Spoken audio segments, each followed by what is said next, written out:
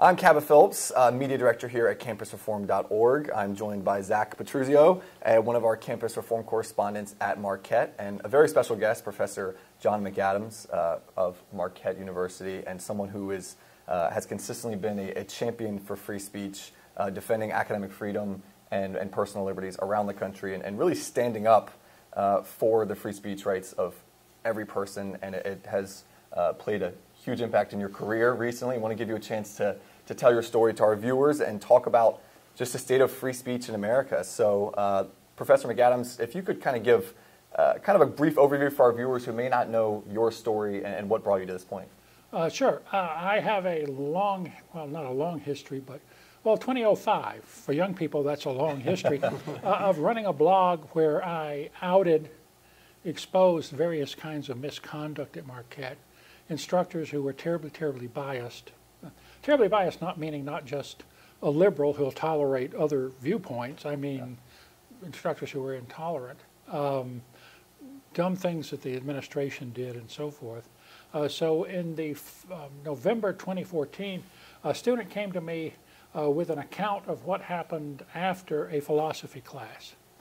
The instructor had briefly mentioned gay marriage and said, I think that's right, there should be gay marriage. The student went up and talked to the instructor after class and said that he wanted to discuss gay marriage in class. He thought it was worth discussing, and he made it clear he wanted to oppose gay marriage. And she basically said things like, well, you're not allowed to say racist, sexist, and homophobic things.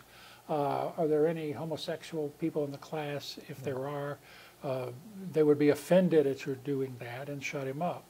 So he came to me with the account of what happened. He had a recording of the interchange. That's legal in Wisconsin. So there was never any doubt what she said. So I blogged about it. I asked her, the instructor's name was Cheryl Abate, for her side of the story. She didn't respond. And so I blogged about it. And it went national. It was picked up by certain education outlets like Inside Higher Ed, and also by Fox News. Okay. She started getting emails, some of which were fairly unkind. Some of which supported her, but some of them said unkind things about her. None of them were threatening. But she claimed to feel threatened, and she left Marquette University to go to the University of Colorado. So Marquette blamed me for the unkind emails and suspended me, and then told me, they suspended me in December 2014. In January 2015, they told me they were going to strip me of tenure and terminate me. And it's been going back and forth ever since between a faculty hearing committee and a district court in Milwaukee and the Wisconsin Supreme Court. Wow. And Zach is actually a rising sophomore at Marquette, so he kind of has a pulse on the current state of things. And if you want to kind of give us kind of a description for the viewers who haven't been to Marquette, kind of what it's like being there on campus in the free speech environment, and then if you have any questions for Dr. MaCadams as well. Absolutely. Well, the left have entirely encapsulated the university in many sense. President Lovell at the university hasn't stood up for free speech on campus, which has been extremely disappointing, and hasn't supported multiple viewpoints. We've seen, on the Leadership Institute's campus reform site, numerous stories regarding Marquette University, whether it's, the administration saying that ultimately the white community perpetrates racism there. We have a new story today also on the site. Absolutely, the new story on the site in which Marquette University is basically telling students not to try to convert other people to the faith in which they are, which is quite confusing within itself. Yeah. So I encourage everyone to go check that out. Yeah, and if you have any questions for Dr. MaCadams, I'm sure you have some things you want to know. Absolutely. So, as we start getting closer to this decision, how do we think this is going to ultimately play out? Any lawyer will tell you it's difficult to determine what judges will do. Right? Reporters will listen to the oral arguments and think the court's going to come down on one side and the court will come down on another. It is true that 3 of the justices on the Wisconsin Supreme Court utterly eviscerated Marquette's lawyer. It's also true that it may be that the Wisconsin Supreme Court took the case directly, bypassing the appeals court because they wanted to slap Marquette down. That's what we hope. Unfortunately, there are no guarantees. And so, Professor McAdams, what, when we talk about free speech and a holistic approach in America, obviously we cover campus reform, it's not just in Marquette, it's everywhere. Yeah. What led to this point? It didn't just happen overnight, and you're an expert in this field. Essentially, the intolerance of the 1960s over about 2 generations has taken over a large part of academia. That is to say, remember in the 60s you had a Berkeley free speech movement, but in fact they were only in favor of free speech for themselves. A lot of those same people in the 64 Berkeley free speech movement in the late 60s were shouting down campus speakers they didn't like. They were occupying campus buildings, depriving the rightful users of the use of those buildings. So a lot of those people went to graduate school and got PhDs and became faculty. Now it takes a while for all of this to play out, okay? Because you have to finish undergraduate school, then you have to finish graduate school, then you're junior faculty and you don't train graduate students because graduate students gravitate to the senior faculty, but eventually you're senior faculty and start training graduate students, and the stuff that you believe gets passed on to a generation of graduate students.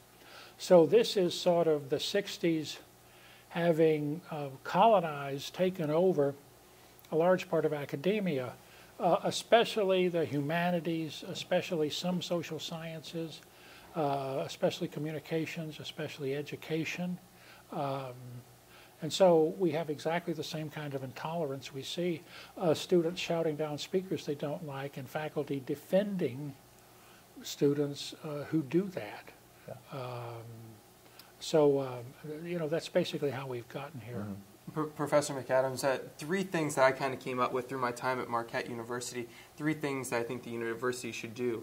1, come to understand that conservatives might have okay ideas, right? 2, don't fire professors that are exercising their First Amendment. And then 3, use president level's large salary to ultimately protect free speech on campus. What do you think about those 3 ideas? Well, it all sounds nice. Their odds of doing it are fairly slim. Remember, the loudest people on a college campus are typically the leftist. The loud leftists outnumber assertive conservatives. And so university administrators feel obligated to pander to demands from black students. Even if it's just a few black students who are particularly aggrieved, they want to pander to that, or gay and lesbian students, or transgenders, and also to pander to leftist faculty. Number one, not only do leftist faculty outnumber conservative faculty, in a lot of cases the conservative faculty are intimidated and don't want to speak out. Mm-hmm. So when you put all that together, you have a sort of confluence of forces where everything tends to push in a leftist, politically correct direction. Ultimately it goes back to the faculty. If the faculty was actually willing to stand up for free expression, that could happen.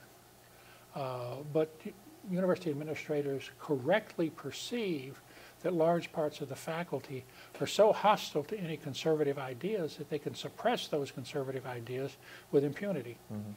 And so we have a large base of readers that are college students themselves, many of them conservatives who don't ever get conservative ideas in the classroom, and so they kind of seek them out in other places, many times our website. What is your message to a conservative student who's maybe going next year to a college campus or is on one right now and they're not sure how they're going to stand up and be after being surrounded by so many leftist ideas? Well, there are different strategies. If you're actually willing to be assertive, like Zach here is, you can have a lot of fun giving the lefties a really hard time. Now, that has its cost. They won't like you.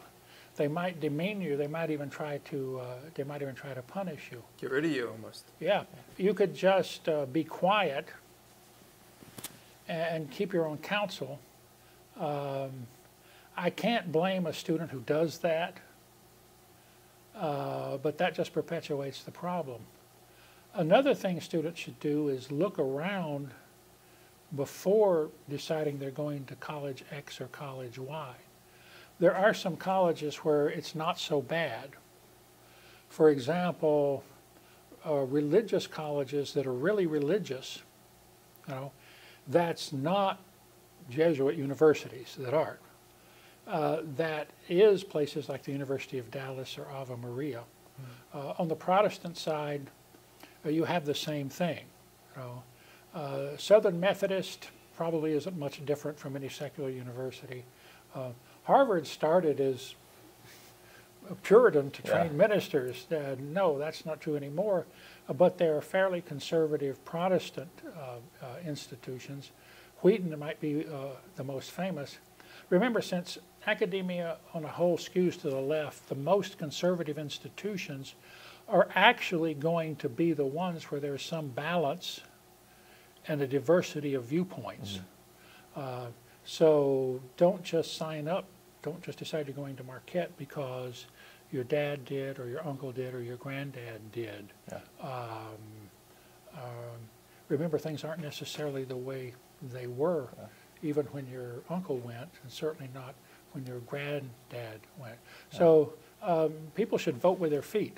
And their pocketbooks, too. And their pocketbooks. I think market forces also have to play a role where people begin to stop sending their students, and students stop saying, I'm going to give $80,000 over the next few years to a school that isn't teaching, it's just indoctrinating. Yeah, it's foolish to ever give money to a university without strings attached, and you have to be careful that the strings will really hold. For example, don't just write them a check. Maybe you give them a grant that's so-called soft money. It's a grant for this year to do a particular thing, and if you like what they're doing, you'll give them another grant next year. If you just write them a nice big check, you'll get some perks. You'll get invited to a cocktail party or whatever with the president of the university, and they'll pander to you a bit and make you feel like you're important, and then they'll take the money and fund speakers like Angela Davis, who came to Marquette. Angela Davis is a communist. By the way, I don't object to communists speaking on college campuses, but then I don't object to Klansmen speaking on college campuses. But they had to pay Angela Davis somewhere well up into 5 figures. We don't know exactly how much, but we do know the agencies which manage her speaking advertise her fee of that. And they lauded her when they announced she was going back as a great civil rights activist. You know? If they'd said, well, we have a diversity of opinions, and here's this left-winger, and here's this Angela Davis, a controversial but interesting figure, and do the same for Richard Spencer, a famous racist. You know, I'm all for that if they would be even-handed. Interesting, Richard Spencer spoke at Auburn University. I've got the video on my website. He quickly started knocking football, particularly Southeastern Conference football. That didn't go over well at Auburn. The students hooted at him. And they probably... which is the bottom line about extremist, ridiculous speakers. Let them speak and discredit themselves. The problem with Angela Davis' speech, I think the kind of people who came didn't know she was discrediting herself. And I think many people agree that the answer to hate speech, the answer to abhorrent ideas is many times to, like you said, let them out themselves, get the ideas out so people can decide who is who, and instead of it being in the shadows, students can realize early on what ideas are truly hateful, and a guy like Richard Spencer comes, and rather than shutting him down and rioting and giving him the attention he wants, letting his ideas die out in darkness because no one attends, because there's no attention. Nobody has the right to tell somebody else they can't listen to Richard Spencer. And a certain number of people will listen and agree with him, just like a certain number of people will listen and agree with Angela Davis.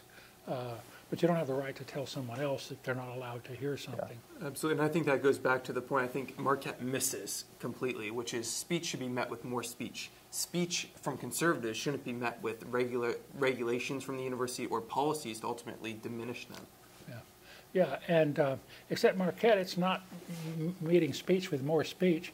When Marquette invites speakers, they're always on the left. There have been no exceptions for the last several years. Only conservative student groups ever invite conservative speakers.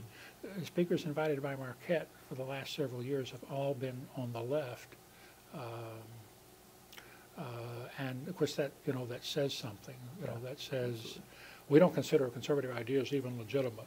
We don't even want you to hear them. And two things in closing. One, is anything changing? Is there hope? Is it, all doom and gloom? Is anything happening positively that you see? I'm not sure.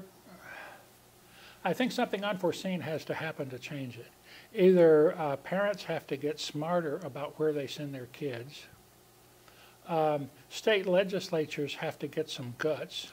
For example, the Wisconsin state legislature considered a bill that would force universities to punish students who disrupted speech. It didn't even pass the Wisconsin legislature. Now, it was controlled by Republicans. Now, the trustees, whatever they're called in Wisconsin, of the UW system did adopt that rule. So theoretically, that rule is in place. You get punished if you disrupt speech. But the Wisconsin legislature was unwilling to act. State legislatures, I think, need to get some courage and say you will punish disruptive speech, so I think that needs to happen, and there's some other things that the state legislature should say, which is to say, student organizations are free to limit their membership to people who believe in the organization's purpose. Conservative Christian organizations who insist they won't have out gay people as their officers have often been persecuted by universities.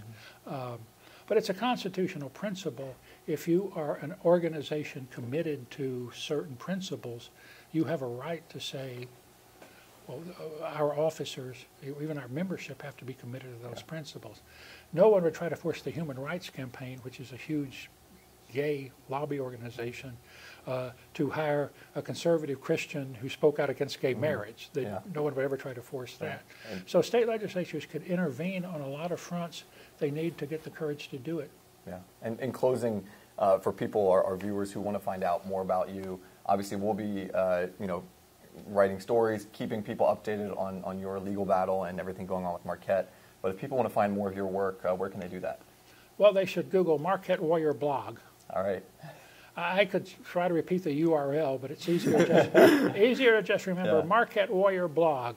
Google that, and it should turn up right at the top. And I'm sure our viewers definitely have benefited from this, and I know Zach and I have as well. We're happy to have you here. Just a free speech warrior and someone that we commend for standing up for what's right, and we're going to continue to hold people accountable, and hopefully we'll get a victory in this case. So thanks so much for tuning in. And if you have any other questions, again, Marquette Lawyer Blog, and you can keep up to date with the stories on campusreform.org. Thanks so much for tuning in.